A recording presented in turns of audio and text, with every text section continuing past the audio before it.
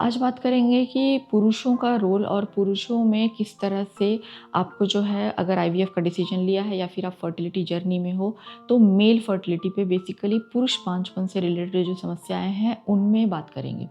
तो सबसे पहली चीज़ तो स्पर्म का जो डीएनए रहता है वो भी मिसकैरेजेस के लिए बहुत रिस्पॉन्सिबल होता है।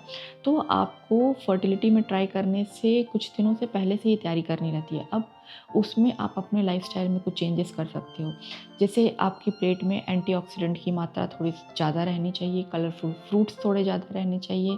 उसके अलावा आपको ट्राई करना है कि आपका जो टेस्टिस के आसपास का टेम्परेचर है वो 2 डिग्री आपके बॉडी टेम्परेचर से कम रहे, क्योंकि स्पर्म प्रोडक्शन के लिए टेम्परेचर थोड़ा-सा कम रहना चाहिए।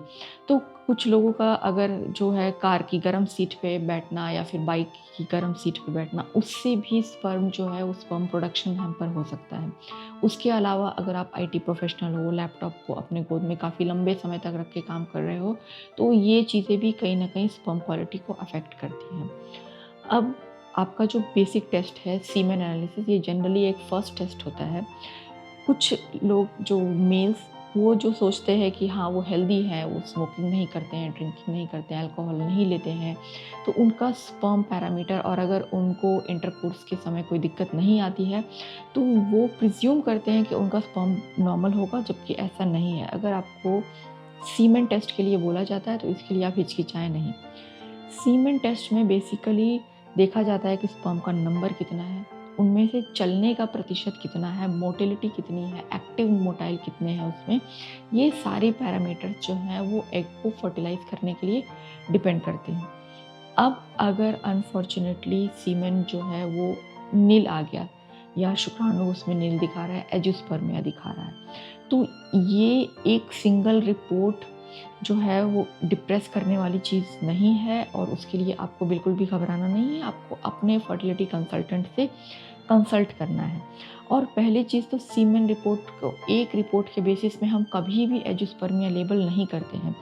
एजियोस्पर्मिया अगर आता है तो उसके अलग-अलग कारण होते हैं। आपके डॉक्टर्स जो है वो कारण देखेंगे कि आपके लिए कौन-सा ट्रीटमेंट सूटेबल रहेगा, आपके केस में क्या कारण की वजह से सीमेन नहीं निकल रहा है। एक सिंगल रिपोर्ट कई बार एजियोस्पर्मिया आ सकती है, क्योंकि स्पर्म प्रोडक्शन को पता है कि 90 डेज़ पहले होता है।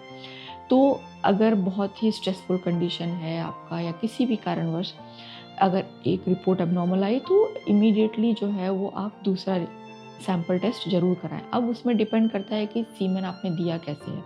तो पहली बात तो 2 से 5 दिन का एब्सटेंस रखें। बहुत ज़्यादा एब्सटेंस भी नहीं होना चाहिए, क्योंकि उसमें भी फिर डेड स्पर्म्स ज़्यादा मिलने लग जाते हैं।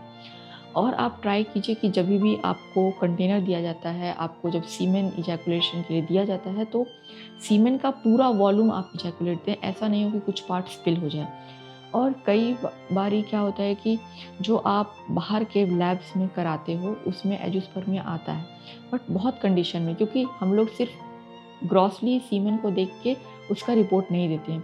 कई बार इसको सेंट्रीफ्यूज करने के बाद जो नीचे कॉन्सन्ट्रेट बचता है, जो नीचे पेलेट बनता है, उसमें भी कुछ स्पर्म्स मिल जाते हैं, जिनको कि क्रिप्टोजूस्पर्मिया कहते हैं।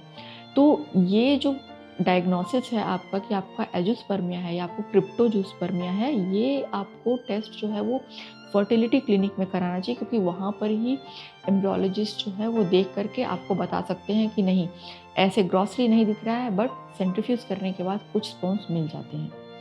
उसके अलावा अगर आपका एजियोस्पर्मिया आया तो उसके लिए आगे क्या करना है, इसके बारे में हम नेक्स्ट वीडियो में बात करेंगे। मेल फर्टिलिटी के लिए इस सीरीज़ में बने रहिए। और कई ऐसे लोग हैं जो इस मैटर को लेके अगर हिचकिचाते हैं, तो उनके साथ इसे शेयर ज़रूर कीजिए। Thank you.